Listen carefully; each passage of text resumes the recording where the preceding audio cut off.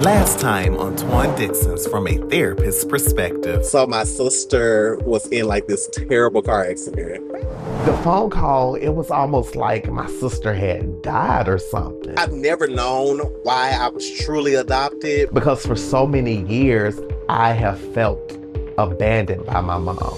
One of the biggest things, of course, that, we've talked about before is, we deal with that imposter syndrome. In short, when we think about imposter syndrome, oftentimes individuals may find themselves comparing themselves to others who are in a similar field as them. You know, me and my mom, she had a lump on her hip. I'm just not in the space to continue to allow certain people to have access to me. Dominique has a powerful story, a powerful journey, and he's still thriving, and there's so much more to come. So before we start to bring the family in, do you have any questions for me? No, I trust you. Yeah. Woo, child, the tension in this room is thick.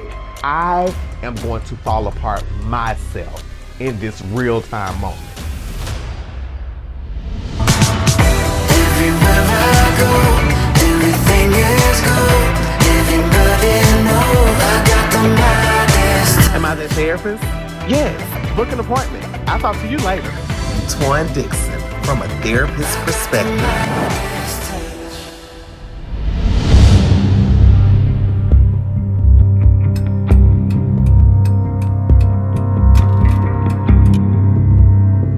I do not know what is about to go down.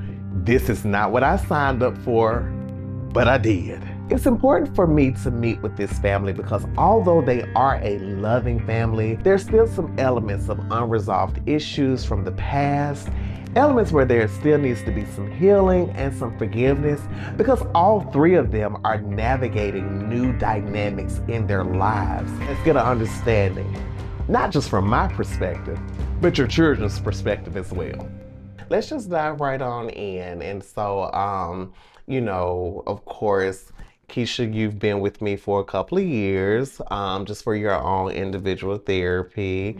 MJ, you and I, we've been working together for some time now. I don't know how long now, but it's been some time. And so definitely glad to have Jada in the fold as well. So I know here recently over the last, few months, there's kind of been some changes or whatnot. So I just want to kind of open the floor up to just kind of see how are you all feeling first off about, just kind of some of the recent changes within you all's lives. I know mom is preparing to sell the home and mom is in a new relationship. And how is everyone just kind of feeling overall? It's been a lot. I mean, I knew this year it was going to be like changes. Yeah.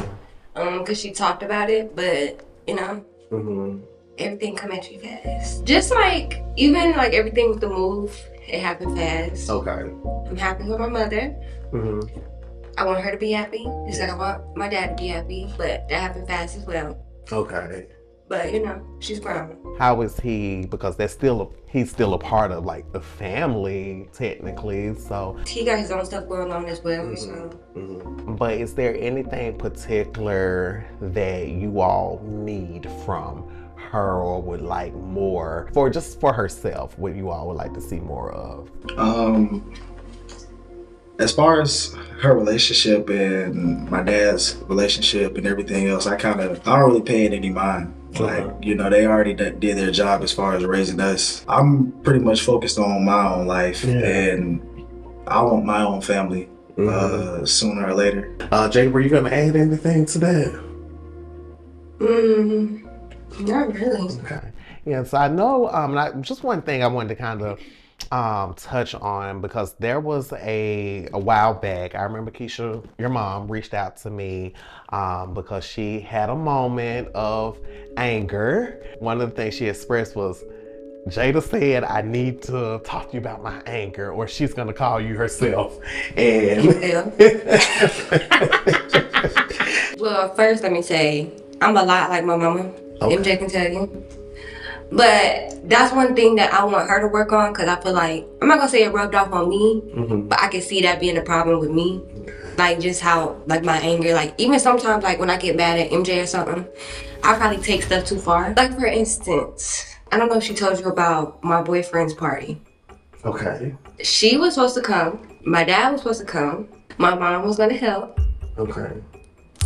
But long story short, I didn't know that my mom was coming with her fiance. And even with this relationship, I feel like she takes stuff as I'm wanting her relationship to fail, or she think I got something against her relationship and it's not that. Okay. Go ahead. Go ahead. As far as that situation, I kind of seen both sides of it. As far as my mom, I don't know. I don't know her reasoning and stuff behind it, but I mean, I could see why she kind of felt the way. Like, you know, you got a fiance and y'all just kind of got married, and you don't want him to feel left out at the same time. And it's you going to a party or a birthday for Jada, and I'm pretty sure he wants to support, and mom wants to support. So I see both sides on why she was mad, but as far as the not coming, that's a different story. And again, I have nothing against them. Yeah. If I start off leaving my better half, when they have those baby showers and weddings, they're gonna say, well, I don't want him to come. We're not going into to this like this. But if he's not invited, I'm not invited. And that's point blank. If you invite me somewhere and he can't come, I'm not coming. Okay. And I stand beside it. Whew. I am having to count to 1,000. It's a lot going on, but something has to give in this moment. And I got to stick with this family to help them. That's kind of one of the issues that we see as a problem. And then she's gonna stand on that. And I'm like with steel toes on. And this is kind of my issue too. We done got past this, so I hate to revisit it, but we're here. So. It's okay to revisit things. But she think it's something against him. It's nothing against him. But if he come in and I can't spend time with my mom, or I can't even just meet my mom or have something with my mom, and she just come without bringing somebody else, I barely know him. When my parents got a divorce, that's on them. But I was in that house together. I seen when my parents split up and when that happened, right? In my 9th grade year, I was gonna commit suicide. Like, it was that serious. I was by myself. Me and my mama, we barely was talking at that time. She moved out, I stayed with my dad. Those types of things that it doesn't just go away.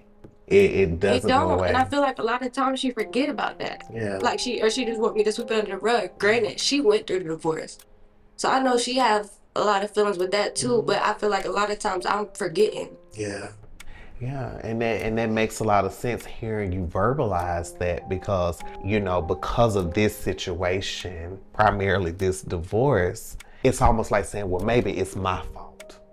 Maybe I'm the reason they're getting divorced, or I can't save them. If your kids are expressing, well, let's just make it the immediate family, that it's okay to come, you know, to honor what your kids would want.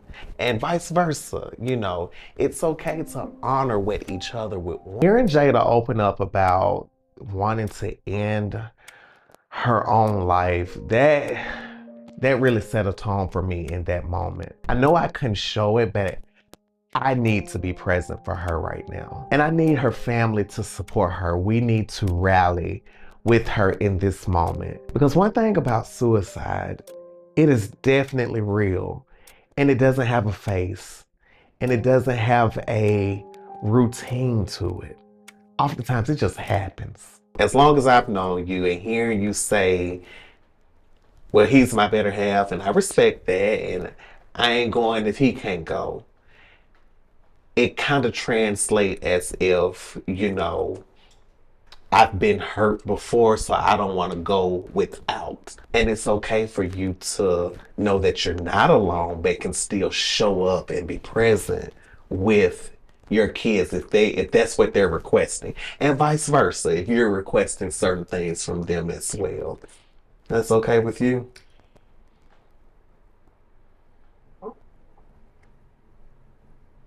No. I understand.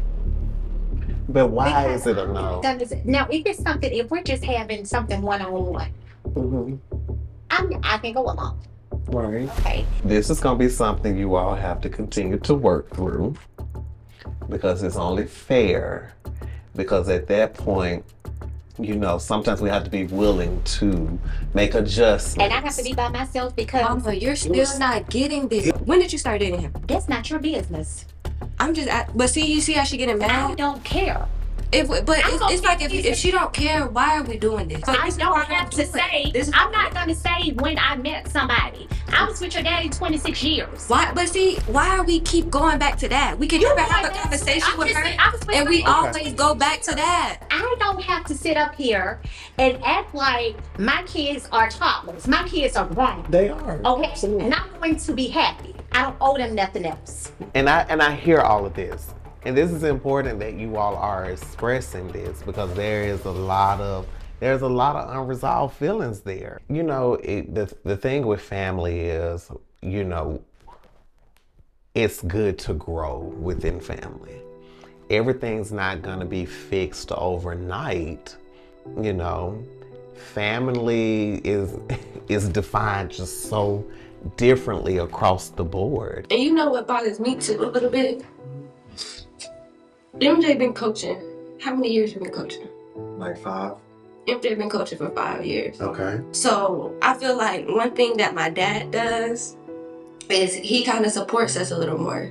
He talks to us a little more, and he'll go to MJ game or something like that. With MJ Summer League, I didn't have to beg her, but I had to keep reminding her about it to go to MJ's game. When I was in high school and everything, she paid me almost all my football games. She ain't gonna miss no football game. And I get it, like she likes football more, she understands football more than basketball. So when I was in high school, it kind of bothered me a little bit, like, you know, she's not coming to my games, but when I'm going home, we got dinner ready. Okay. You know, so I'm like, I got some type of support. There's some kids that don't have nobody in the stands. And I get what you're saying, I honestly do. But I also hear where you have substituted your real feelings for, well, okay, my mom ain't coming, but at least I got this. If you really want your mom there, and that has ever bothered you, it's okay to say, you know what, that really did bother me. You don't have to substitute one feeling for another. Hearing MJ in this moment talk about feeling that distance, I get what that's like. You know, I was once an athlete, believe it or not.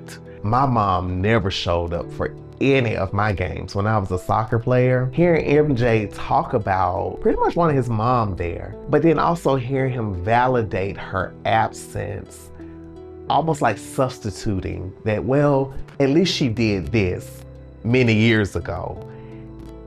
That does not equate to the present feeling. So really trying to work with MJ to understand that, hey, it's okay for you to speak up.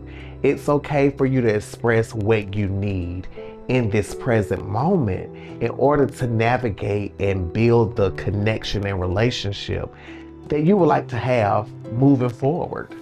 I want each of you to share, you know, before we leave this, one thing that you are needing from each other. I would like for you, Jada, to be more understanding. Okay? I get why you feel the way you feel, but you have to understand how I feel as well. So I think I want you to be more understanding, and I will be more understanding of you as well. MJ, what I want you to do is, I just want you to stay focused. I just want you to stay focused. Whatever that is, stay focused. You're doing a great job coaching. I do want you to look at long term. I want Jada to be more independent like me in a way. Like you like to include, you know, Jordan and his people, and you like to include our family and a lot of stuff, and that's good. I just want you to be more independent so you can just be happy with yourself, and you know, you're not looking back and blaming anybody for something else that happened 10, 15 years ago. Even though you should, we're still young and it's fresh on our mind. But I just think you should be more independent. And for my mom, I just want her to be happy. No matter who you with your fiance, it's gonna take some time, you know, for us to get used to it. And you know, if Daddy got married tomorrow, it's gonna be the same thing with him. Okay. Jada. I'll start with MJ. I want MJ to call me more. If you don't need nothing, I won't hear from MJ. I want them to like see me more. Like if I'm emotional, talk to me. they don't be talking to me like that, and they know how I am. Especially from Jada, it sounds a lot like you value more of the family connection. That's how we was raised. And that's how you and you want to maintain that. Yeah. And that's really good to have, because think about this. And I'll say this just pretty much in closing. There are a lot of broken families out there. Think about people that are on the street, that are homeless. To be lesbian or gay or transgender is frowned upon. And so, but what I would like is, especially amongst you all as a family, is for you all to, now that the foundation has been laid, that you all start building, reconnecting, reestablishing, doing things new, building a new home together of what that family system would look like. Although her parents are currently divorced, it is evident that Jada still values family and how significant that is to her. I want to help Jada keep her family together. This girl wants her family in the same room at the same time and just enjoying and celebrating each other for any occasion. And whatever it takes for me to help her put her family and keep her family together, I'm gonna do it. How y'all feel? I feel good. Okay. I feel good, and I'm looking forward to moving forward. Okay. So.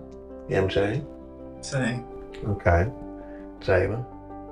We're working on it. That's okay, long as we can leave here today knowing we can work on it. And as often as you all need me, we could meet more to dive in more. And it's not gonna be overnight, but y'all got some work to do together, okay?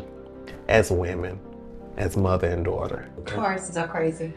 Leos are crazy. The Leos are crazy. I am. But we won't do that today. We won't do that today. This by far has been one of the toughest sessions I have ever experienced in my career. But one thing about it, this session was honest and it was open. I think it's important for people to take away from this that listening and communicating are going to be the two starting elements. And being able to tell each other what we need or what we want from each other. This family is already dealing with a lot. Their matriarch, which is Keisha's mom, she's battling her own illness. Just being able to show up and have honest conversations. Because if we don't have those conversations, then the family tends to just sweep things under the rug. People hold on to different feelings and nothing gets resolved. So if you're in those situations with family members and things aren't getting resolved, go ahead and talk about it before it's too late.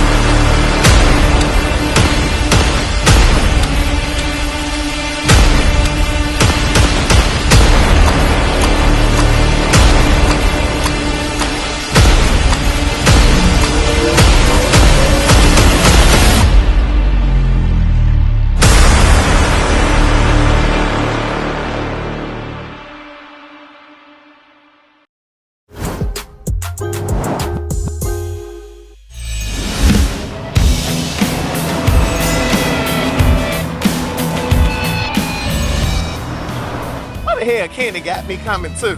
I hope he know I'm only coming in here to do one round. So I've been in Atlanta for a while now, and it's only important for me to meet up with my good friend, my good brother, Kenny Brown.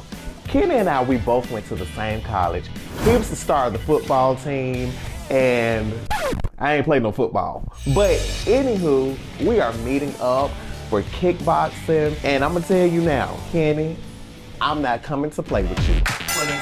We're gonna teach you the techniques of boxing at each round before we move on. So at the end, by the end of this, you'll look like an actual boxer. Hey, when the last time you got into a fight? Last time I got into a fight. A fist fight.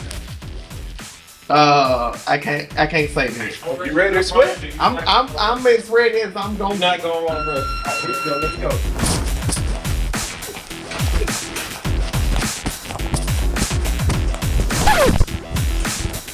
And you still stand over there jumping. All right, so it's a real quick punch. Pop. Pop. Ooh, that's it. Pop. Just quick. Pop. You can't beat my ass. You can't beat that bad. Oh, I can beat your ass, man. When I come to fight you, I ain't saying, hey, buddy, come to box you. You need to be working out of here so you keep your hairline. I got my hairline. I don't know what was going on. All I know, I walked in. I didn't even speak to them people good enough before they started talking about stand here, jump here, do this, do that. First of all, sir, stop talking to me like that. Y'all got me doing all this labor. This is insane to me. That man, you sucked in the workout today. That's fine. I'm glad. You better be glad I came while I was in town. Now, you know, I wanted you to experience like this part of just like the mental release for me. So Kenny and I, we did an event together about 3 years ago for his organization, Vibe Tribe University. And so I was on his mental health panel. And so during that time, he and I, we talked a lot about my upbringing, my life. And so it was just important to just kind of catch back up with each other, see what's going on in his world, catch him up on what's going on in my world, and even elaborate on different experiences that I've had in my life as well. When you first opened up about your testimony during the Excellence joint, like you were very transparent about your own journey and how you've been able to use that. So therapy, it happens like in seasons. As to like, okay, I'm gonna have a season where I'm gonna get an influx of clients dealing with this type of problem. Or I'm gonna get an influx of clients dealing with this type of problem. I recently, not too long ago, someone had reached out to me and they had saw an interview that I had did about 2 years ago with a pastor in Birmingham. The interview about 2 years old, but the person just reached out to me and they was just so inspired by the interview. I was sharing with them like, I know what that feels like. I was like, you know, I've experienced it on multiple levels, but the one hurt that stood out to me the most in the church was when I was 13 years old. I had went to early morning service at 13 years old. And I had this headache. And I went to the altar for prayer because, you know, here it is, you know, as a church member, you trust like the leaders. You're trusting them. Yeah. And I went to the altar because this particular female minister, she had a really good message. She asked me what I came to the altar for. And I told her, I was like, I'm having a really bad headache today. Can you pray for my healing? And she immediately laid hands on me and started praying the homosexual demon out of me. And I was 13. Yeah. And she literally was like praying this demon out of me, this homosexual demon. And after church, like in between services, I was outside like talking to my friends because we're like teenagers. And she says, hey, you got your deliverance from that demon yet? Did the deliverance happen yet? Instead of praying for my healing from a headache, she decided to pray the homosexual demon out of me. And I knew then, this is not a safe place for me. And that was at 13. I still suffer from those same headaches, but I've now taken a stand to find out what's really going on. So about a year ago, I went to the doctor and I had some work done, and I have what's called a Chiari malformation that's on my brain. So I'm gonna always pretty much have these headaches for the rest of my life. It's not to the point where I need to have surgery or anything, but multiple times throughout the year, I have to get MRIs. And the headaches hurt. But what hurts the most is the trauma from church. So I ran into her like in the last 5 years. Did you continue to go to the church at 13 or did you stop? Yeah, I continued. I mean, that's my childhood church. I was going because my grandmother, she was one of the ministers too. Yeah. So this is one of her colleagues that did that. So I never opened up to her about it. I never spoke about it. That particular minister ended up leaving, going to another church. But I ran into them a few years ago because we ended up working out at the same gym. I'll be damned. Look at God. And we end up working out at the same gym, and she approached me like ain't shit happened. Yeah. And I instantly stopped her. And she was like, what's wrong? I said, you really hurt me when I was 13. You know, she apologized in that moment. And I remember telling her, I was like, you know, I hear the apology, but right now I don't receive it just yet. Yeah. And I have to be able to be in a space to receive it. And so I'm sure that was like I said, I would never say that it's karma, but I'm sure that has been a learning experience now having a child who lives the same lifestyle. Sometimes you got to be put in a position yourself to become relatable to someone else, to even develop the empathy, to get the perspective of how the hurt mess with them. Right. And you didn't even feel it at the time. You know what I'm saying? So it's no doubt in my mind of why it would reverse course and why it would hit her in her own home. Yeah. You know what I'm saying? Yeah. So many men of the LGBTQ community that have approached me, bro, secretly. Pastors, deacons, ministers, secretly, bro. You know what I'm saying? And it's so messed up because when I wanted to take on my mantle of like dang, I got my own ministry, I want to maybe pursue being a pastor and stuff like that, I was overwhelmed by the amount of men that were secretly trying to hide behind the word of God and the cloak of God and try to befriend a man because he's also romantically interested and invested. Yeah. And that's the bond that you create to work your way through ministry. And that's a messed up thing. And to experience that, it's discouraging. I think what I know about Kenny and have grown to love about him is that he's not a judgmental person. I just always appreciate Kenny for being confident in who he is as a male and respecting other men no matter what their preferences may be. He never puts me in a space where I'm uncomfortable or where I'm made to feel less than. And he's just such a huge inspiration in my life as well. So Kenny can't get rid of me, just like I can't get rid of him. I've seen you go into the prisons. I see you talking to the youth in schools and stuff. So I'm proud of you in that area. And I'm finna get up out of here because I don't know what side of town I am on. Hey man, people getting shot and getting worked on over here, man. Well, I don't want to be. I'm just playing. I don't want to be worked on nor shot. I just want to go to a drive-through. Man, I'm proud of you, man. You keep doing your thing. I will. I'm not coming back to this place. Next time, take me to like somewhere where there's some tread. Bro. No, the next one we're gonna do a brick class. You know what I'm saying? When we step on the brick. Yeah, bro. You got me fucked up.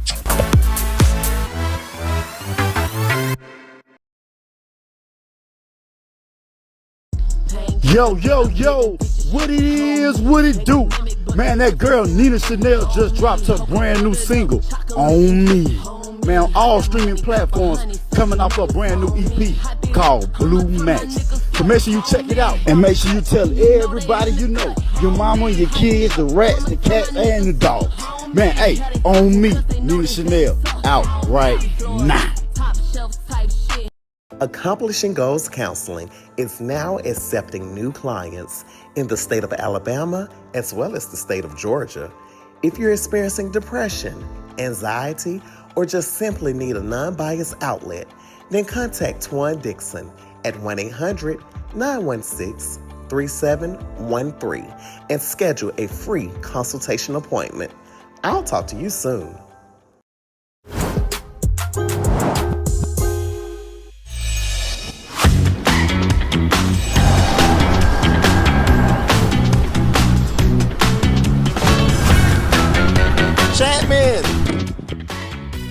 That is a lot of walking. And I'm a disabled veteran. What if they tow your car? It's okay. First of all, my name should be on the building. Let's start there. I need it Name on the building. Name on the building. And everything I need to talk to you about today. Okay. Chapman Hill is my realtor. He is the realtor of all realtors. Yes, I said it. Blame your mama. Chapman has been a dear friend of mine for the past several years. We started off as social media friends, and I prayed that he was gonna be my realtor, because who else could handle my craziness, right? I need to talk to Chapman about this idea that I'm having. I think he's gonna be able to give me the guidance in the right direction that I need. Chapman, he's very introverted, but when he's around me, I bring out that personality with him. What's up, man, Twan? How you been, man? Chapman, I'm here. Okay. What does that mean? I got a lot going on. All right. Okay, so I came to talk to you today because I have an idea. One of the things about my career is that my background has always been in substance abuse. Over the years is that, we would have clients that will, go to treatment for, wanting to recover from drugs and alcohol and just whatever that life had been for them. I have this passion to start looking at properties to open up like a sober living facility. I got to make this dream come true. Okay. When you think about that, you don't want people to feel like, okay, because that they go through these issues of addiction and they go through these cycles of relapse, that they have to give up. They don't have to give up. But all it really takes is just that one person really believing in them to help them. So one of the things about me as a licensed therapist, I am all about evolving. I want to establish a home where people who are in recovery can, reside at as they are reintegrating back into society while maintaining a sober life. I want this to encompass basic living skills, weekly individual therapy, group therapy, psychoeducation, and also valuable resources for employment and education as well. So Chapman is the right person for me to talk to. And I know he's gonna give me the right type of guidance. And he's gonna tell me who to contact for the money as well. I remember working at a certain agency, and they literally have their clients in an old school building living there, and the condition of that building was just not, to me, recovery appropriate. Right. It was almost like treating them as if they were incarcerated. Wow. During my time of working in those treatment settings, a lot of the clients in that population were treated as though they were incarcerated. And just because you've had this issue with drugs and alcohol, that does not take away from you having thoughts and feelings and emotions and being able to make changes in your life. My first cousin, Carlton, he started to make some decisions that I never saw him making. On December the 24th, 2021, my cousin became a victim of gun violence. And I remember one of our last conversations. You're driving on a highway that only has 2 lanes. One lane is death, the other lane is prison. I felt like I let him down because I wanted to save him, but even his own dad told me, no, leave him out there. Like I said, seeing my cousin go through what he went through and now he's no longer here. Even I remember just sitting at his funeral and I just could not say anything. I felt guilty that I could not save him. It's been a struggle in that area, just family-wise as well.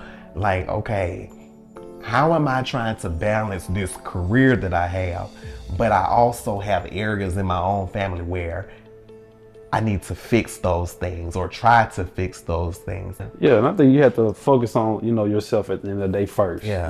Yeah. And I think too, what you talking, you always express to me is about, you know, your vision for people, and you know, you have a heart for people, and I think that's what matters the most. Has anyone ever did something to like this magnitude that you've worked with? Not that I've worked with, so this would be a first journey with me. So I'm excited as well to see this, you know, kind of be able to walk through the process of learning and being able to be a student too, and learn from it as well. Because again, you know, being in this career would be something new for me, but also to co-partner with it and make sure that your vision does come to existence, bro. As I'm working through this business, you know, one of the things I would love for people to just connect with is their own freedom.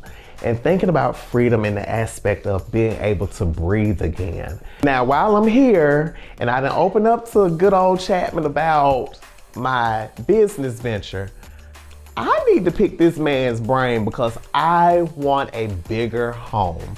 And we do this by October of this year. Me wanting to do a sober living facility. And I want to get this project out. This project is gonna take a couple of years. If we can get it done within a year, that will be great. Because like I said, I want to save people. And that's probably one of my biggest barriers is that I'm trying to save everybody. And then we are working on my next house. This is a nice office, Chapman. Y'all are doing, see, look at this. Y'all even got a hat. I would like a hat for this bald head. Hat, gift card, 5-bedroom, 4 baths. Yes, wrap around driveway, less trees, 2 full kitchens, Chapman. 4.